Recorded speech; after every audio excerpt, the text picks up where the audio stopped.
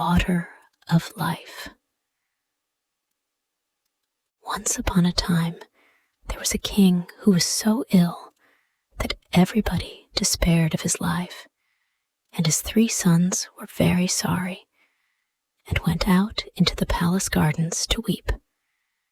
There they met an old man who asked the cause of their grief, and they told him their father was so ill that he must die, for nothing could save him.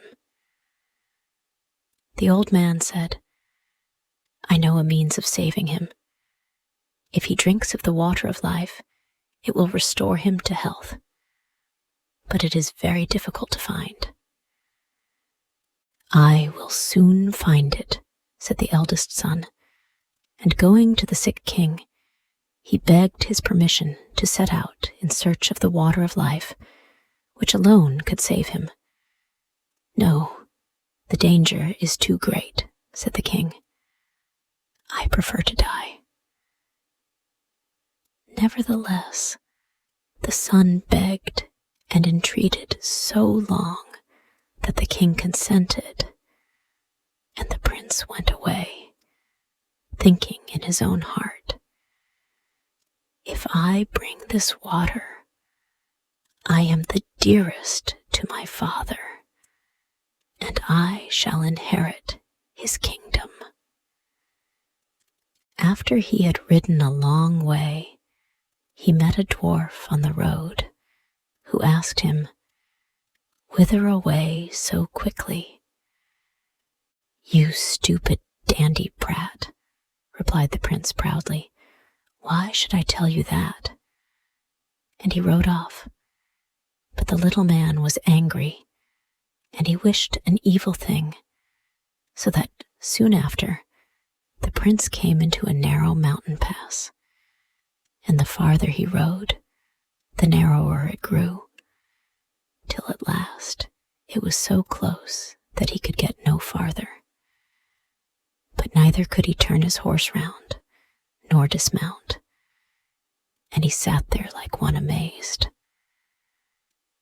Meanwhile, the sick king waited a long while for him, but he did not come.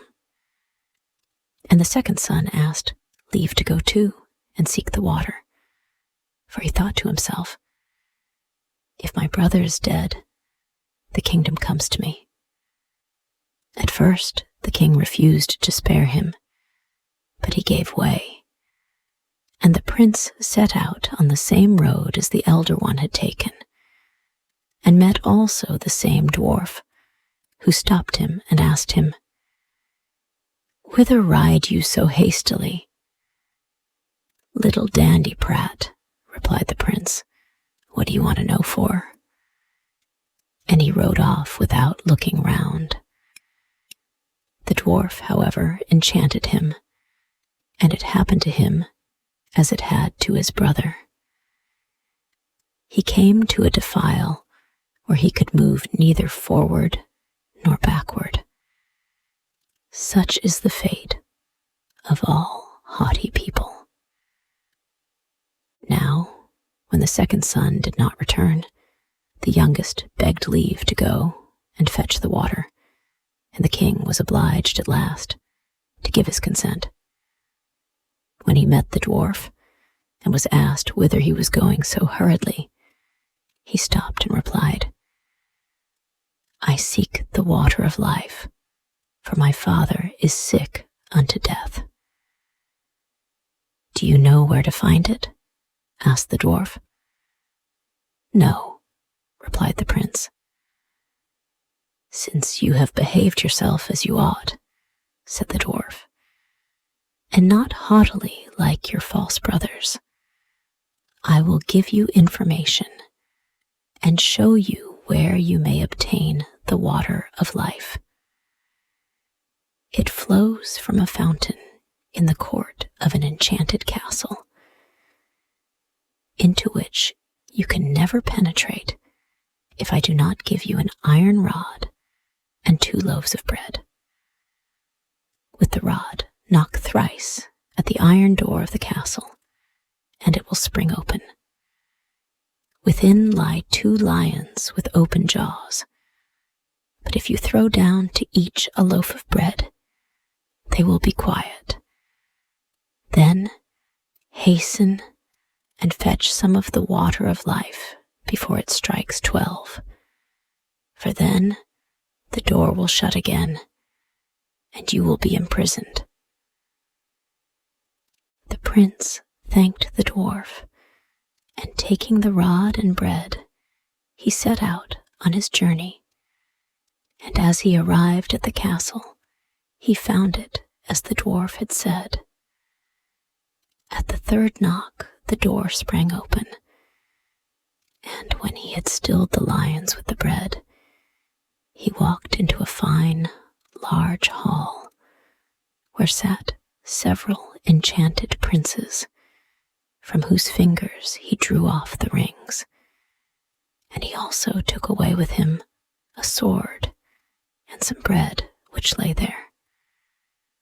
A little farther on, he came to a room wherein stood a beautiful maiden, who was so pleased to see him that she kissed him and said he had freed her and should have her whole kingdom, and if he came in another year, their wedding should be celebrated.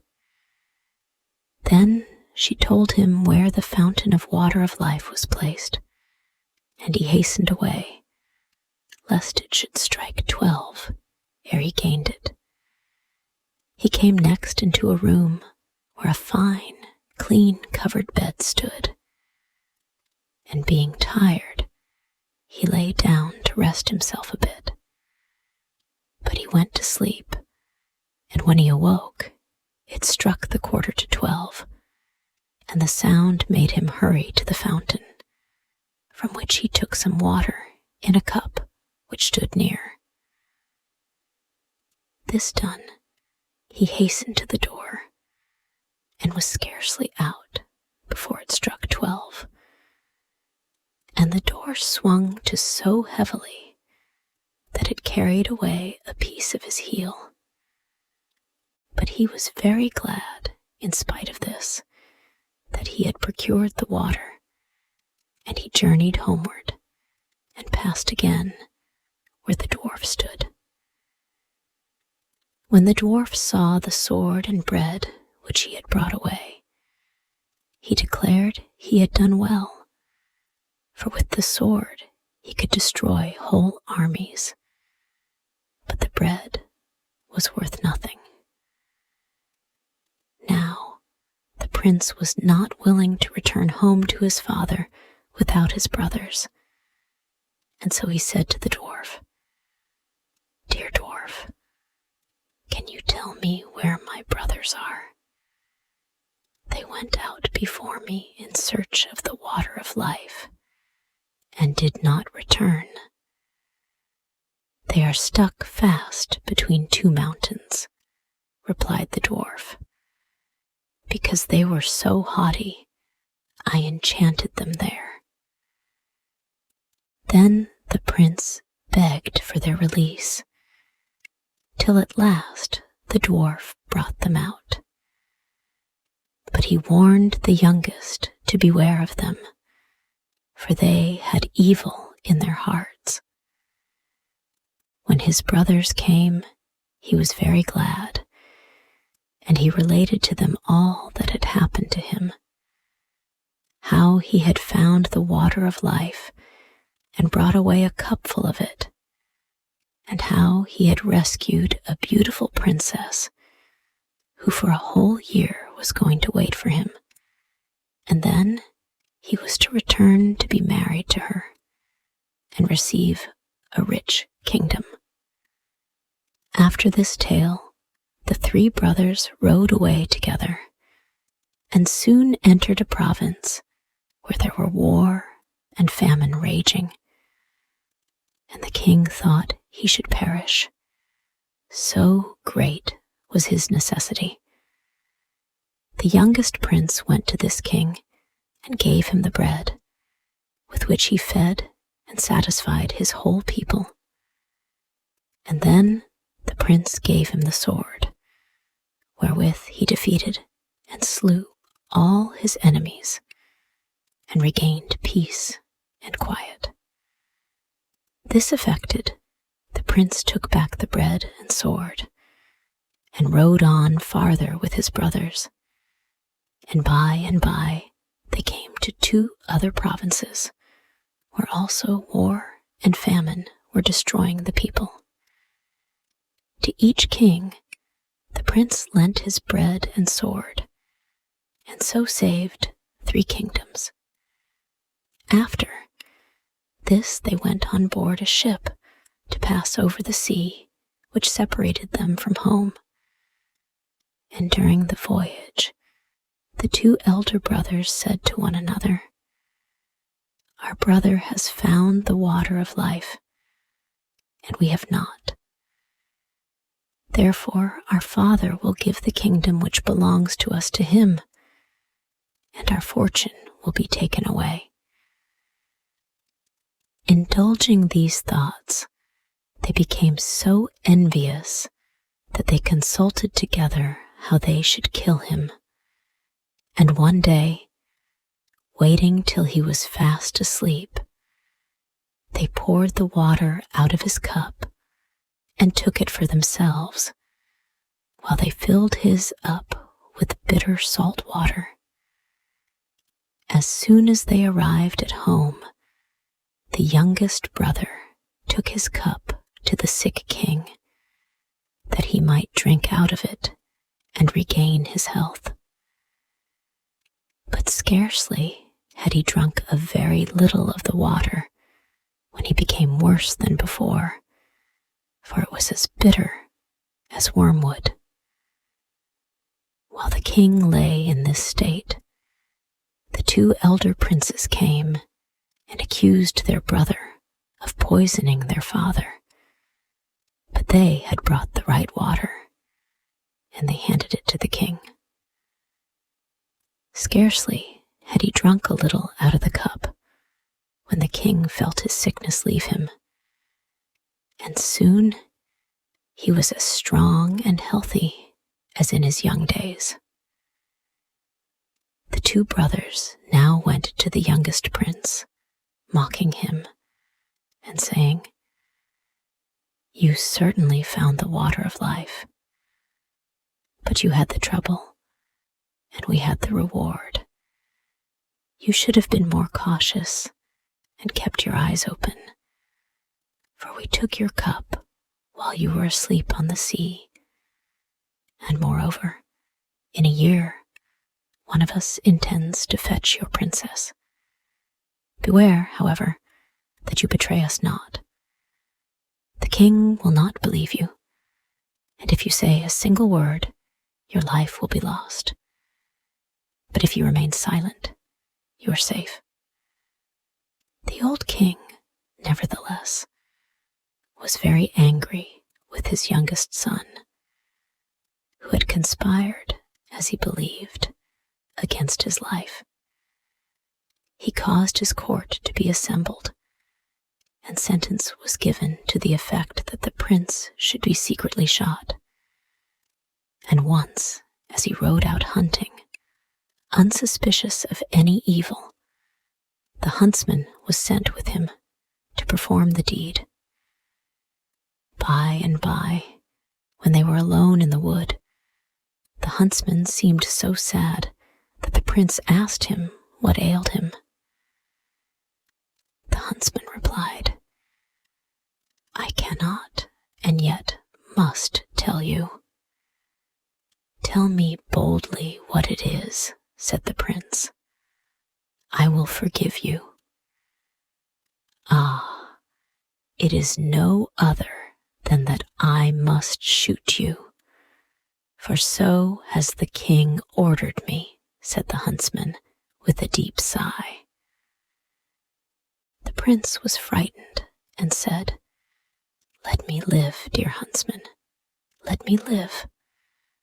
I will give you my royal coat, and you shall give me yours in exchange."